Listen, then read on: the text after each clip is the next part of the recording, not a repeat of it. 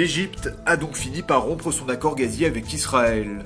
Une décision due à un contentieux financier qui ne serait aucunement motivé par des raisons politiques, précisent les autorités du Caire. Dimanche soir, la compagnie nationale égyptienne de gaz a annoncé qu'elle mettait un terme à sa coopération avec le groupe israélien Empal. Elle explique que des retards de paiement à répétition avaient précipité cette décision. Côté israélien, on ne semble pas perturbé outre mesure. Pour preuve, le Premier ministre Benjamin Netanyahou a immédiatement tenté de calmer le jeu.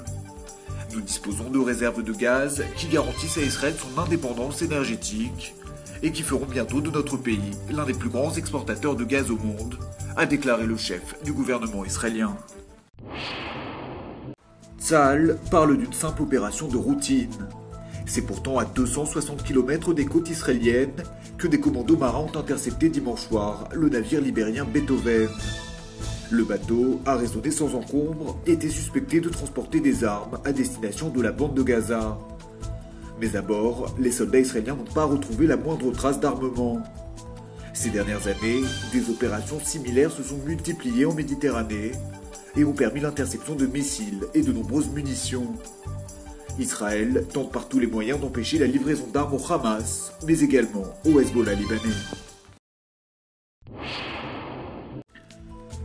Rien ne va plus entre le président palestinien Mahmoud Abbas et son premier ministre Salam Fayyad.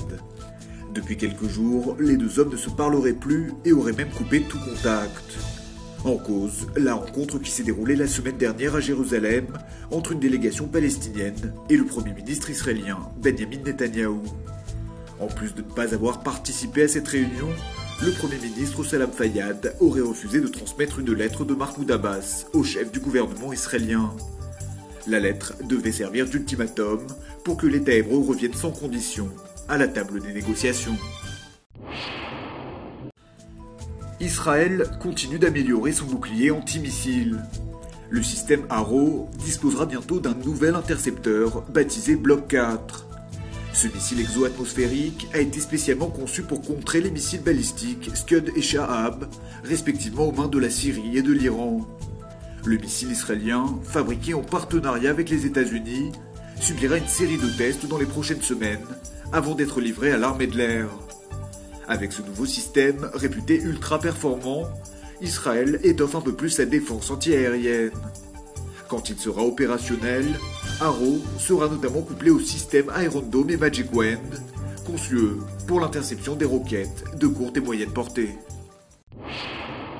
6, 5, 4, 3, 2, 1, קבל! Le temps d'une heure, Israël s'est retrouvé dans l'obscurité dimanche soir. Au même titre que de nombreux pays à travers le monde, l'État hébreu entendait marquer à sa façon le jour de la Terre, Earth Day, et a voulu faire un geste pour l'environnement.